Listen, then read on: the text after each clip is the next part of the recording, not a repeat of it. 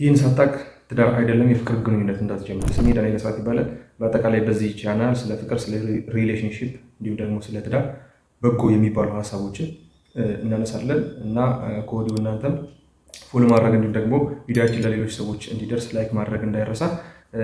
ሰዎች ፍቅርን የሚሰጡበት እና የሚቀበሉበት መንገድ የሁሉም ሰው የተለያየ ነው። የሁሉም ሰው የፍቅር ቋንቋ ምን ስለሚለይ ማለት ነው። ይሄ ማለት ምን ማለት ነው? በጣም ባጭሩ በምሳሌ ለማስረዳት ሁለት ሰዎች አሉ እንበል። ይሄኛው ሰውዬ የአማርኛ ቋንቋ ተናጋሪ ነው፣ ይሄኛው ሰውዬ ደግሞ የእንግሊዝኛ ቋንቋ ተናጋሪ ነው እንበል።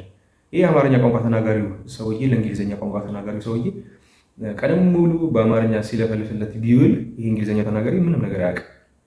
ይሄኛው እንግሊዝኛ ተናጋሪም ለአማርኛ ተናጋሪው ቀደም ሙሉ ሲናገር ሲለፈልፍ ቢውል ምንም መግባባት አይችሉም ማለት ነው። ልክ እንደዛ ሁሉ ፍቅር የምንገልጥበት መንገድ እኛ በምናውቀው ቋንቋ ሳይሆን ሰውየው በሚያውቀው ቋንቋ መሆን መቻል አለበት።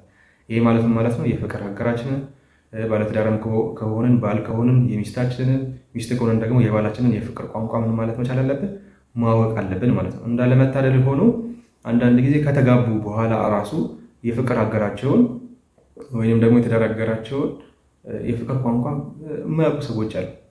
ስለዚህ የፍቅር አጋራችንን ቋንቋ ማወቅ በጣም ግድ ይላል እና ደግሞ መሰረታዊ ጉዳይ ነው። ካልሆነ በቃ መግባባት አይቻልም። አንተ በምታውቀው በራስህ ቋንቋ ፍቅርህን ቀን ሙሉ አይደለም ለአመታት ስትገልጥ ብትኖር በዛ ሰው ላይ ምንም አይነት ነገር ላታገኝ ትችላለህ። ምንም አይነት የፍቅር ስሜት ላታገኝ ትችላለህ። ምንም ፍቅር እየሰጠኝ ነው ብሎ በአንተ ተስፋ እስከ መቁረጥ ሊደርስ ይችላል። አንድ ምሳሌ ልንገራችሁ። ሁለት ባልና ሚስቶች ነበሩ።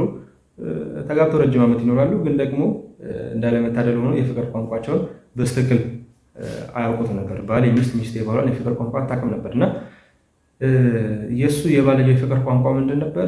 ስጦታን መስጠት ነበር እና ሁል ጊዜ አብዝቶ ስጦታ ይሰጣታል። እዚህ ሀገር ሂጂ ተዝናኝ፣ እዚህ ሀገር ሂጂ ተዝናኝ፣ እንደዚህ አድርጊ እያለ ሁል ጊዜ እንደዚህ ያደርጋታል። በእሱ ቤት በቃ በደንብ ፍቅር ሰጥቷታል። የእሱ የፍቅር ቋንቋ ግን እሱ ስላልነበረ ከተወሰነ ጊዜ በኋላ የጭንቀት በሽታ፣ ያለመፈለግ ስሜት ተሰምቷት ራሷን እስከ ማጥፋት እንደዛ ደረጃ ሁሉ ደረሰች። ከዛ በኋላ አማካሪ ጋር ሄደው ሲቀመጡ መጨረሻ ላይ የፍቅር ቋንቋቸው ልዩነት መሆኑን እና እሱ ፍቅሩን የሚገልጥበት መንገድ በእሷ የፍቅር ቋንቋ ሳይሆን በራሱ የፍቅር ቋንቋ መሆኑን ተገንዝበው መጨረሻ ላይ ለማስተካከል ችለዋል ማለት ነው። ይህንን ካነሳን አይቀር የፍቅር ቋንቋን እንዴት እንወቅ?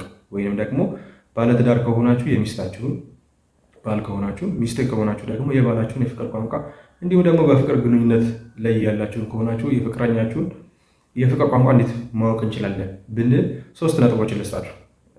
ይሄ የፍቅር አጋራችን ብቻ ሳይሆን የራሳችሁንም የፍቅር ቋንቋ ብዙዎቻችሁ አሁን ይህን ሳነሳ የኔ የፍቅር ቋንቋ ምንድን ነው ብላችሁ እንደምትጠይቁ ተስፋ አደርጋለሁ እና የራሳችሁንም ቢሆን የሌሎች ሰዎችን የፍቅር ቋንቋ እንዴት ማወቅ ይቻላል ብንል 3 መሰረታዊ ነገሮች አሉ። የመጀመሪያው ነገር ምንድን ነው? ሁልጊዜ የምታማርርብህ ነገር ምንድን ነው? እሷ ወይም ደግሞ ሁልጊዜ እሱ የሚያማርርብሽ ነገር ምንድን ነው? ለምሳሌ ሁልጊዜ እሷ በቃ ለኔ ጊዜ አትሰጠኝም ምናምን እያለች ሁልጊዜ የምትጨቀጭቀ ከሆነ የፍቅር ቋንቋ የእሷ ምንድን ነው ማለት ነው? ኳሊቲ ታይም ነው ማለት ነው። ይሄ ሊሆን የሚችልበት መንገድ በጣም ሰፊ ነው። ስለዚህ እንዲህ አይነት ምክንያቶች ካሉ ሁልጊዜ የምትጨቀጨቀ የሆነ ነገር ካለ እሱን ስታጠናው የእሷ የፍቅር ቋንቋ ምን መሆኑን ማወቅ ትችላለህ ማለት ነው። ሁለተኛው ፖይንት ደግሞ አንተ ራስህ ፍቅርን ለሰዎች የምትገልጠው በምን አይነት መንገድ ነው? አንዳንድ ሰው በጣም ስጦታ በመስጠት ለሰዎች አብዝቶ ስጦታ በመስጠት ፍቅሩን ይገልጣል።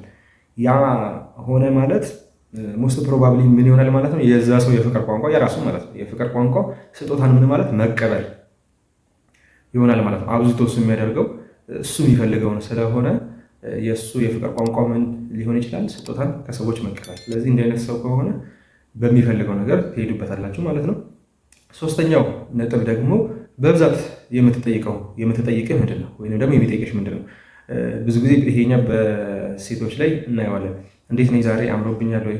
እንዴት ነው አሪፍ አደረግኩኝ? ስራ ጥሩ ነው ምናምን የምትላቸው አይነት ከሆነ የእሷ የፍቅር ቋንቋ ምንድን ነው ማለት ነው? ወርድ ኦፍ አፌርሜሽን ወይም ደግሞ በቃላት በቃ አንቺ ታምሪያለሽ፣ ጎበዝ ነሽ ምናምን መባልን የሚወዱ አይነት ሰዎች ናቸው ማለት ነው። ስለዚህ የፍቅር ቋንቋቸው እሱ ነው ማለት ነው። ስለዚህ ይህንን ካነሳን በዚህ መንገድ የፍቅር ቋንቋችሁን የራሳችሁንም ወይም ደግሞ የአጋራችሁን የፍቅር ቋንቋ በቀላሉ መለየት ትችላላችሁ ማለት ነው። እስቲ አሁን ካነሳነው ሀሳብ ተነስታችሁ የፍቅር ቋንቋችሁን ያወቃችሁ ወይንም ደግሞ እንድታስተውሉት አንዳንዴ አናስተውልም ማለት እንድታስተውሉት ከሆናችሁ እስቲ የፍቅር ቋንቋችሁን ወይንም አስቀምጡልን፣ ወይንም ደግሞ በአጠቃላይ ሀሳብ አስተያየትም ካላችሁ ኮመንት ላይ አስቀምጡልን። ለዛሬ የነበረን ቪዲዮ ይሄ ነው። ቀን በቀን እግዚአብሔር ከረዳን ጥሩ የሚባሉ ቪዲዮዎችን ስለ ትዳር፣ ስለ ፍቅር፣ ስለ ሪሌሽንሺፕ ጥሩ የሚባሉ ሀሳቦችን እናነሳለን። ስለዚህ ፎሎ ምንድነው ሰብስክራይብ ማድረግ እንዲሁም ደግሞ በኮመንት መሳተፍ እንዲሁም ደግሞ ላይክ ማድረግ እንዳይረሳ። አመሰግናለሁ። ጊዜ